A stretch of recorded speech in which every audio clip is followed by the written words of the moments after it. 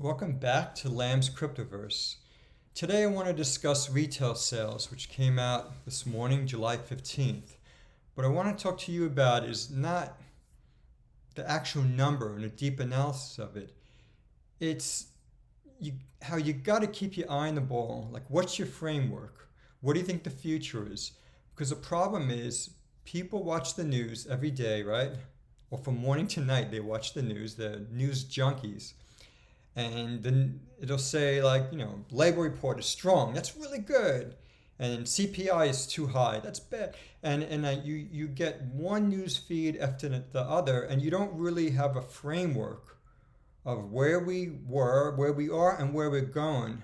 And so what I do is I keep a market diary every single day of what the news is and whether it's a signal or is it noise, because there's so much junk out there. The second thing I do is I have a framework for where I think the global macro market is, right? So it's geopolitics, it's macro, meaning global economics, and it's even micro, and looking at companies. And what I do is I put it all together and I synthesize all these different points and put them together to make a story. I mean, think about it. It's like the Hudson River, Hudson River's got tides, right? You've got little waves, and there could be big waves. If you're going sailing, you want to know what's the current state. Are there waves? Is it rough out there, or is it calm? And so you want to know what's going on right where your boat is, but you also want to know if there's a storm coming. Is it this really calm, this sea, or is it calm because it's calm before the storm? So you want to know what's out there on the horizon, and you want to know what's going on now, and then you want to connect the dots from where we are now to where we go in the future. So one example is today's retail sales number. It was really strong, up 1% month over month versus 0.8% expected. And the control group, which is really important, that's what I like to look at. It's important because it was strong and it excludes all the junk.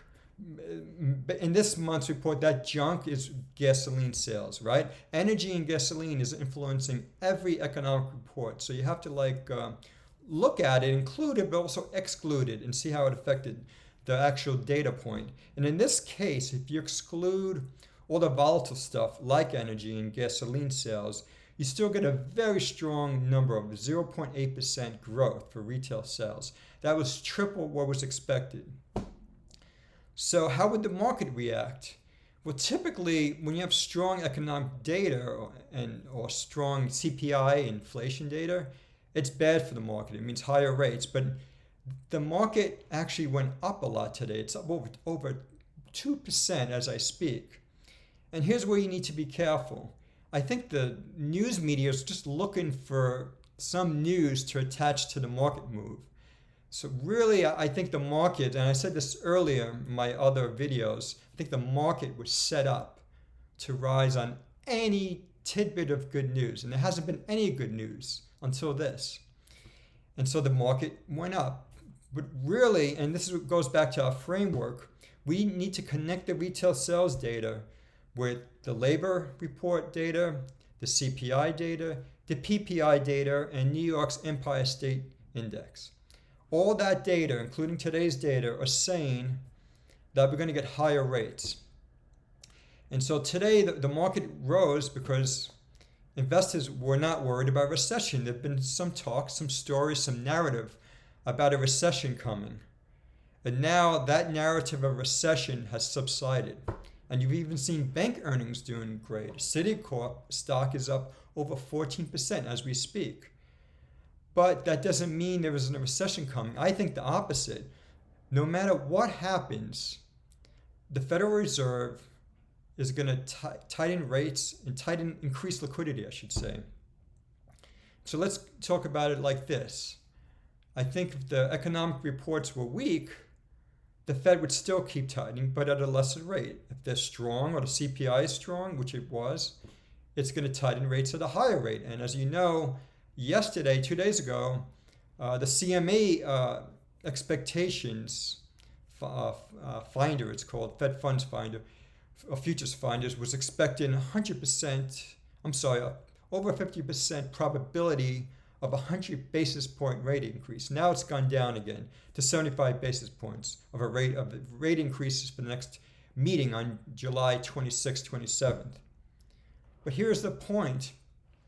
You have to remember what Fed Jerome Powell said. In June, he went to several meetings and conferences, and in those meetings he said, and he alluded, I should say, that there is no triple mandate. There's even a dual mandate. Officially, there's a dual mandate. But investors think there's a triple mandate, right? The Powell put, that's gone. But there's also a dual mandate where the Fed has to keep inflation down and keep labor high, basically keep everyone working. That's out the door too. The Fed lost control of inflation. They have no choice but to keep tightening rates and liquidity until we get a recession, because that's the only way it has now to reduce inflation. So just keep that framework in your mind. And then if you keep that framework in your mind, you can keep connecting the dots as the next economic and global macro reports come out. Well, that's all for today. I hope everyone has a great weekend, and thanks for listening.